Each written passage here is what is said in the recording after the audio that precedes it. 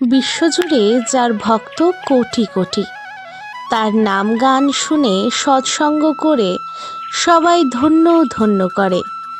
তিনি আর কেউ নন, তিনি হলেন শ্রী শ্রী ঠাকুর অনুকূলচন্দ্র। তবে আপনারা কি ভেবেছেন আপনারা সকলে এত ঠাকুরের ভক্ত? তবে আপনারা কি জানেন অনুকূল ঠাকুর কি খেতে ভালোবাসতেন? তবে চলুন আজ এই নিয়েই কথা বলবো। তবে বলবো, ভিডিওটি ভালো লাগলে চ্যানেলটিকে সাবস্ক্রাইব করে পাশে থাকবেন, কমেন্টে লিখবেন জয় গুরু, এবং শর্টসে ভিডিওটি দেখলে বড়তে গিয়ে দেখে আসুন। আশা করি হতাশ হবেন না। আর দেরি না করে চলুন শুরু করি। অনুকূল ঠাকুর সাধারণ ও পুষ্টিকর নিরামিষ আহার পছন্দ করতেন। তার প্রিয় খাবারের মধ্যে ছিল দুধ, কলা, গুড় এবং শাকসবজি।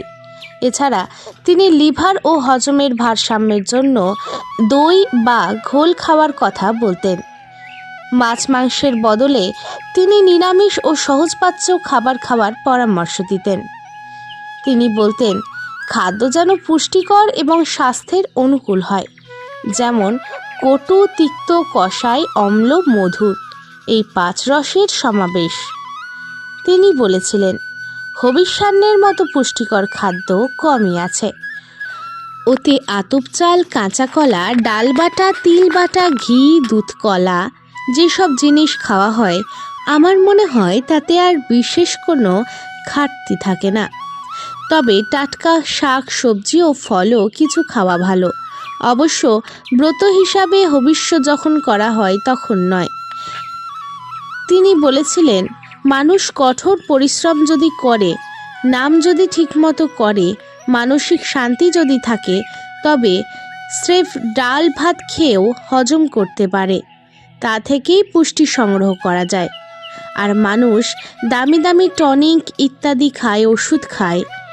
আমার মনে হয় পঞ্চামৃত অর্থাৎ দধি, দুগ্ধ, ঘৃত, মধু, চিনির মিশ্রণ খেয়ে যদি হজম করতে পারে, তাতে টনিকের থেকে বেশি কাজ দেয়।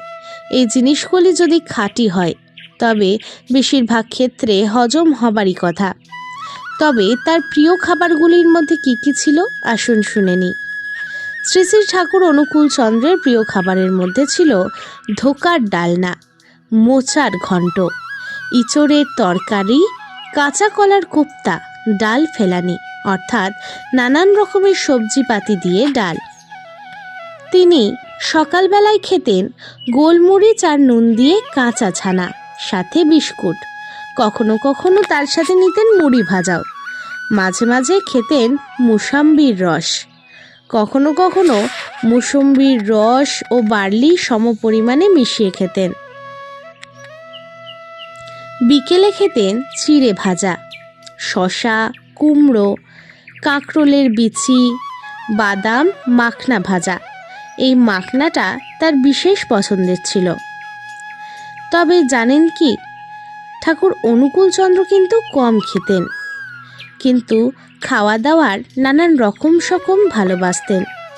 ঋতু অনুযায়ী তিনি খাবার পছন্দ করতেন, মানে যেই ঋতুতে যেই খাবার পাওয়া যেত ভালো মতন, সেই খাবারই খেতে পছন্দ করতেন।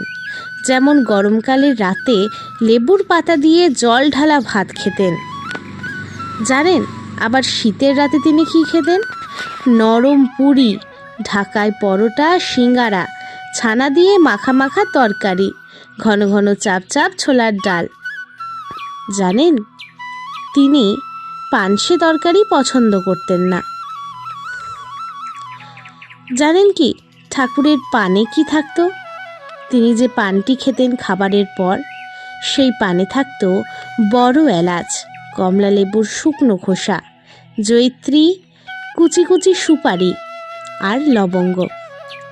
তবে আমাদের শ্রী শ্রী অনুকূলচন্দ্র ঠাকুর খাবার কম খেতেন ঠিকই, কিন্তু খাবারের নানান রকমের স্বাদ উপভোগ করতে ভালোবাসতেন।